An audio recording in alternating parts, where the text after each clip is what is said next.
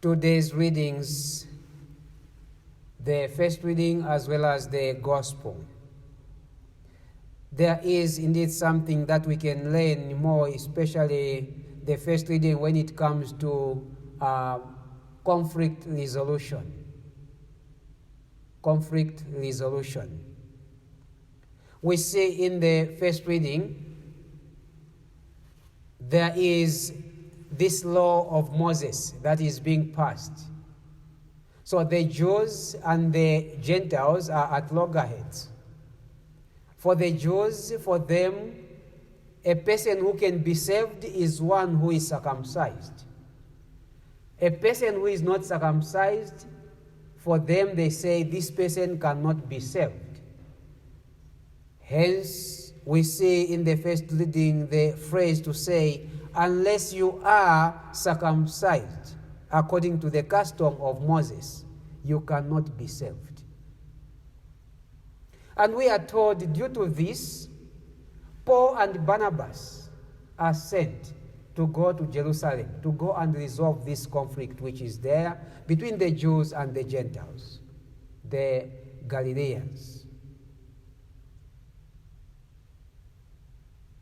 So when they went there, we are told this group of believers who belong to the Pharisees, they mentioned to Paul and Barnabas, say, unless they are circumcised,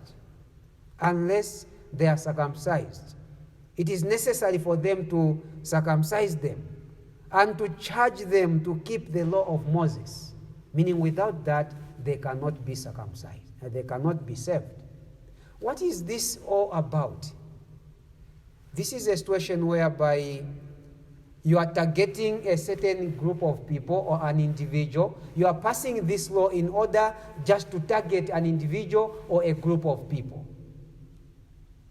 Now, circumcision in this case in the Bible simply means baptism, meaning those who are not baptized cannot be saved. But Paul and Barnabas, we are told, when they went there, they gathered everyone together. We are told the last phrase, the apostles and the elders were gathered together to consider this matter. They had to sit to consider this matter. For the Jews, what they were good is just to talk like that. No, they cannot be saved unless they are circumcised.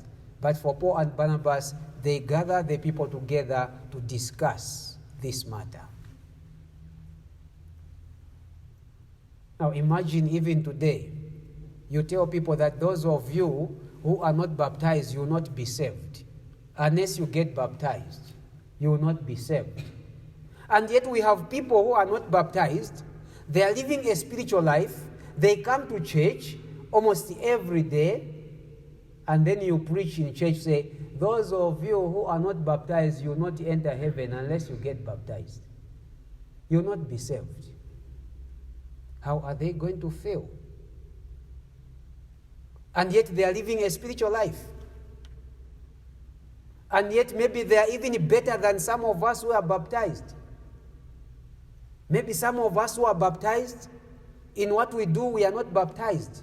In actual sense, we are baptized, but in what we do, in our actions, in our word, in our deeds, we are not baptized. We are baptized, yes, we are Christians, but maybe what we do, we are not baptized in action. What we do and do our name as Christians, maybe it is the opposite. And this is why even the church today, they celebrate Mass for someone due to commitment. Someone may not be baptized, but commitment. They'll say, by commitment, this person is baptized. We are going to celebrate Mass for this person. Imagine someone was not baptized, was living a spiritual life here at the shrine, and this one person was coming, and this person has been contributing a lot to this shrine, and then you say, we cannot celebrate Mass for this person was not baptized. And yet this person was living a spiritual life. How will it be? The church says, for the sake of the commitment, the pastor can decide to celebrate Mass for this person. And then they say, unless you are baptized, you will not enter heaven, you will not be saved. My dear parents, brothers and sisters, sometimes we put certain rules in order to target certain individuals, certain people. That is not how we resolve conflict. Paul and Barnabas, they are teaching us today, where there is conflict, you are better off calling for a meeting. You sit and discuss and find the way forward. Either it is in the family or in the community where you are living.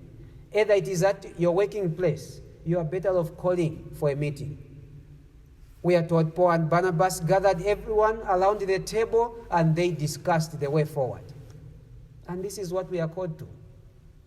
Where there's a problem, where there's conflict, you call each other, sit and discuss, and not bring the rules which are just to target certain individuals in order to trouble others. No. But this is what the Jews were doing, just to target the Gentiles, the Galileans. They had to bring in this rule, unless you are circumcised, because they wanted everyone to be compelled to do what they are doing. It is not right to force anyone to do what we believe in. If they don't subscribe to what they believe in, what I believe in myself, then I have to force them until they believe. We don't force. We don't force. And so this is what we are taught in the reading of today on how to resolve issues, that we don't need to pass laws in order to target individuals, but always let us wish to bring each other together and discuss and find the way forward. And in the gospel of today, we are told that every branch of mine that bears no fruit, God, He takes it away. God takes that fruit away, that branch away. And those that bears fruits, He gathers them. He prunes them nicely so that they can bear more fruits. The question is, in connection to the first reading, does my life bear fruits? Does my life bear fruits in bringing people together, or my life is scatter people? It doesn't bear fruits because it scatters people. Where I am, people run away from me, or people are attached to me. I bring others closer to God through my actions, through my life. Do I bear fruit with my life? If we bear fruit, God says He will prune our life nicely so that it can bear more fruits. If we don't bear fruits, God says He takes it away. He cut it. He cut it. We pray today, my dear parents, my dear sisters, that our lives may bear fruits. How are we going to bear fruits? We have to stay connected to Jesus. Stay connected to Jesus. Always find time for Him. Always find time for Him. We don't need to give excuses. Personal prayer, very important. Communal prayer, very important. Always finding time for personal prayer. Always finding time for community prayer. Staying connected to Jesus. He says, for disconnected from Him, we are nothing. Away from Him, apart from Him, He says, we are nothing. We pray that we shall stay connected to Him so that we may bear more fruits through our deeds, actions, and words.